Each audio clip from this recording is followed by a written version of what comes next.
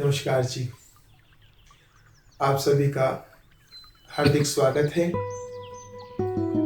आइए एक बार फिर से एक नए विचार के साथ आपके सामने प्रस्तुत हैं। आज का हमारा विषय है लोहड़ी पर्व।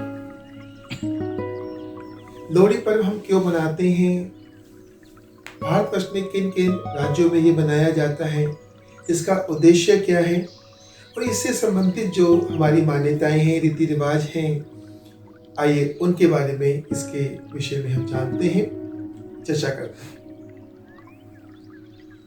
वास्तव में जो लोहड़ी जो पर्व है वो उत्तर भारत का ये त्योहार है और मकर संक्रांति के पूर्व संध्या पर अर्थात एक दिन पूर्व ये पर्व मनाया जाता है और पर्व में रात्रि खुले स्थान पर अग्नि जलाकर उसके चारों ओर घर परिवार के लोग, आस पड़ोस के लोग बैठ जाते हैं। रेवड़ी, मूंगफली और मक्की के जो भुने हुए दाने हैं उनका सेवन करते हैं और ये हमारा लोहड़ी का त्योहार मनाने का जो भाव है। आइए इसके बारे में हम जानते हैं प्रारंभ कब से हुई। लोहड़ी जो पर्व हम मनाते हैं मकर संक्रांति से पूर्व संध्या पर एक दिन पूर्व, ये सिंधु घाटी की जो सभ्यता है तब से इतना प्राचीन है। ये कोई आजकल कोई कथा कथित जो हमने प्रारंभ नहीं हुआ है। सिंधु घाटी की जो सभ्यता है ये तब से ये प्रारंभ हुआ है और ये मकर संक्रांति से पूर्व तिथि मनाते हैं। मकर संक्रांति से पूर्व की तिथि एक दिन पूर्व अर्थात 13 जनवरी को ये पर्व प्राय ये मनाया जाता है। इसका परिचय थोड़ा सा मैं आपको बताना चाहता हूं। इसका जो महत्व है लोहड़ी का, लोहड़ी जो पर्व है वो पौष मास की जो अंतिम रात्रि और मकर संक्रांति के जो पूर्व का जो दिन होता है उस दिन को ये मनाया जाता है और ये जो 13 जनवरी को ये पर्व है और ये जो पर्व है पंजाब का मुख्य त्योहार मनाया जाता है। और आइए इस लोहड़ी शब्द को थोड़ा सा समझने का भाव करते हैं। लोहड़ी जो शब्द है वो द्योतार्थ शब्द है अर्थात ये एक्रोसिस्ट शब्द से कहा जा सकता है। लोहड़ी शब्द में जैसे आप ल अक्षर है, ये ल अक्षर लकड़ी का प्रतीक है। अहो अक्षर जो आता है ये जो है गोहे का शब्द है। गोहे को क्या बोलते हैं जी?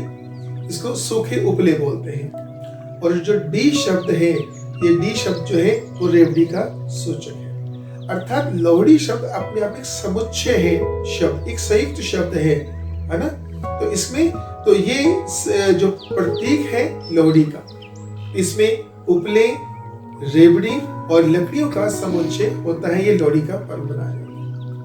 इसमें जो धार्मिक जो भावनाएं हैं, जो मान्यताएं हैं कि इस दिन जो है वो श्वरुत यज्ञ जो इस दिन हुआ करते थे उसका अनुष्ठान हुआ करता था। आज कोई वो यज्ञ नहीं करता तो ये अवशेष के रूप में हम लोहड़ी का जो पर्व है वो मनाते हैं। और आप देखिए कि पौष और माघ मास में सबसे ज्यादा कड़कड़ाती जो ठंड पड़ती है और उसमें हम आप सबसे ज्यादा जो पसंद करते हैं वो अग्नि को जलाकर हम घर परिवार वाले, आस पड़ोस वाले उसके चारों तरफ बैठ के और फिर रेवड़ी, गच्चक इत्यादि हम मूंगफली को हम उसका सेवन करते हैं। परंपराएं, भारतीय धर्म ग्रंथों में रीति रिवाजों में परंपराएं हैं। आइए उसके मैं बारे में आपको मैं चर्चा करता हूँ, बता देता हूँ आपको कि प्राचीन गाथा ये है कि राजा दक्ष हुए हैं, उनकी पुत्री सती हुई। उन्होंने यज्ञ किया और यज्ञ में अपनी जमाता भगवान शिव को उसमें आवाहन नहीं किया, बुलाया नहीं गया और उसका जो प्रायश्चित के स्वरूप में ये लोहड़ी का पर्व मनाया जाता है। और उसी यज्ञ में सती ने जो अपना दाह संस्कार किया, उसमें अग्नि में अपने आप को होम कर लिया। ये हम आप सभी जानते हैं, शिव महापुराण में हम सबको सुना है, देखा है और पढ़ा हुआ है। इस दिन, इस पर्व पर हम अपने समाज में, परिवारों में अपनी बेटियों को बहनों को बुलाते हैं अपने घर में और उनको यथा योग्य जो भी हमसे बन पड़ता है उनको हम उनका सम्मान करते हैं बेटियों के स्वरूप में। कि जो दक्ष प्रजापति जी ने अपने जमाता भगवान शिव का सम्मान नहीं कर पाए, उनको भाग नहीं दे पाए, हम समाज में उस परंपरा को निर्वाह करते हैं कि समाज में बहन और बेटियों को बुलाकर, दामाद को बुलाकर हम उनको यथाशक्ति उनको हम प्रसन्न करते हैं कुछ देकर, और ये प्रायश्चित के रूप में भी ये मनाया जाता है। और ये एक पर्व जो है, ये पर्व एक ऋतु का भी एक पर्व है, ये खेत खलिहान का भी एक पर्व है। कि आप देखें इस पर्व में इस दिन रबी की फसल जो कट के वो घर आ जाती है और इस दिन गन्ने की और मूली की बुआई शुरू हो जाती है। और हम अपने आसपास अगर खेतों में जाते हैं तो पीले पीले जो सरसों के जो पुष्प हैं लहराता हुआ हम अपने इतना सुंदर एक जो दृश्य है, प्रकृति का जो दृश्य है वो हमें दिखाई देता है। पूरी जो धरती है, जो वसुधा है, वो पीले फूलों से आच्छादित हो जाती है, वो ढक जाती है। लोहड़ी अधिकांशतः मेरे पंजाब का जो एक पर्व है, मैंने आपसे कहा, पर ये पंजाब, हरियाणा, दिल्ली, जम्मू कश्मीर और हिमाचल आदि प्रदेशों में मनाया जाता है। पर अब तो अधिकांशतः पश्चिम बंगाल, उड़ीसा इत्यादि और भी कई राज्यों में इस पर्व को बड़े धूमधाम से इसको हम मनाते हैं। एक और मत कहानी इस पर्व के साथ जुड़ी हुई है। ये पंजाब में लोकगीतों के रूप में ये कहानी गाई जाती है, सबको बताई जाती है कि जो लोहड़ी का जो पर्व है वो दूल्हा भट्टी की कहानी से जुड़ा हुआ है। और जितने भी पंजाब में जो गाने गाए गए हैं, जो लोकगीत गाए गए हैं, उसमें दूल्हा भट्टी केंद्र बिंदु के रूप में रहता है, उसका अवश्य उसका नाम आता है। दूल्हा भट्टी है कौन?